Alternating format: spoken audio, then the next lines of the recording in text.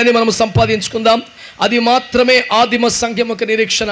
Hebrew పత్రిక 11:35 స్త్రీలు చనిపోయిన తమ వారిని పునరుద్ధానం వల్ల మరలా పొందుకున్నారు. మరికొందరైతే మరి శ్రేష్టమైన పునరుద్ధానమును పొందగోరి విడుదల పొందనొల్లక యాతన పెట్టబట్టుకు తమను తాము అప్పగించుకున్నారంట. ఎక్కడ ఉంటారు సార్? ఒక వ్యాధిగ్రస్తుడు నాకు స్వస్థత వద్దంటాడా? ఓ అప్పుల్లో ఉన్నవాడు ఆర్థిక ఆశీర్వాదం వద్దంటాడా? ఏమి చిత్రం సార్ ఇది?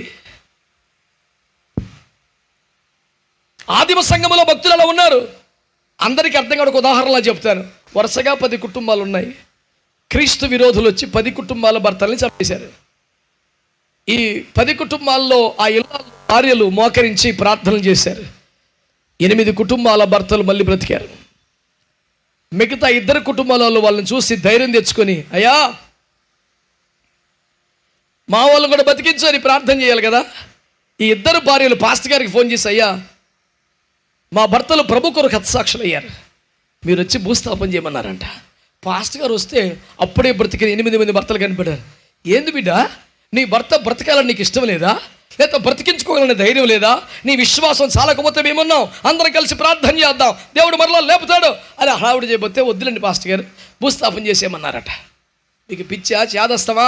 భర్త లేని జీవితంలో పిల్లల్ని ఎట్లా నెట్టుకొస్తావు? ఈ పాపిష్టి లోకంలో ఎట్లా ముందుకు లాగుతావు? నువ్వు ఆవేశంలో మాట్లాడుతున్నావు, ఆలోచించు అంటే వద్దు. ఎందుకంత మొండిగా వద్దంటున్నావు అంటే, ఒకవేళ ప్రార్థన చేస్తే కూడా మరలా చనిపోతారు గయ్యా. నా భర్త మళ్ళీ కానీ బతికితే ఇక మరణము లేని మరి శ్రేష్టమైన పునరుద్ధానం కావాలి. మళ్ళీ చచ్చిపోయే పునరుద్ధానం వద్దు నాయన. వారు మరి శ్రేష్టమైన పునరుద్ధానము పొంద నిమిత్తమై ఈ వైధవ్యము నుండి విడుదల పొందనొల్లక ఈ ఒంటరి జీవితంలో యాతన పెట్టబడుటకు ఇష్టపడుతూ అప్పగించుకున్నారంట. ఆదిమ సంఘము కానీ బైబిల్లోని పరిశుద్ధులు కానీ సుఖానుభవాలను కోరక దేవుడిచ్చిన ఆశీర్వాదాన్ని, సంపదని, వనరులను కూడా ప్రయాసతో దేవుని రాజ్యం కొరకు వాడుతూ, ఆత్మల సంపాదన కొరకు వాడుతూ, సంఘ క్షేమాభివృద్ధి కోసం వాడుతూ ప్రయాసపడ్డారు.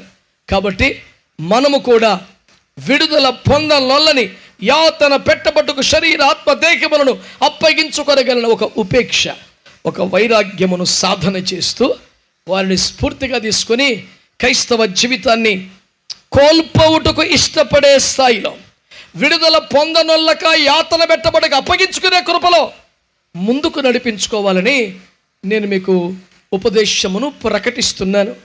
చివరిగా చనిపోయిన వారి గురించి మనం ఎన్ని మంచి మాటలైనా చెప్తాం. బ్రతికున్న వాళ్ళందరికీ హెచ్చరిక ఈ మాట అంటున్నాను.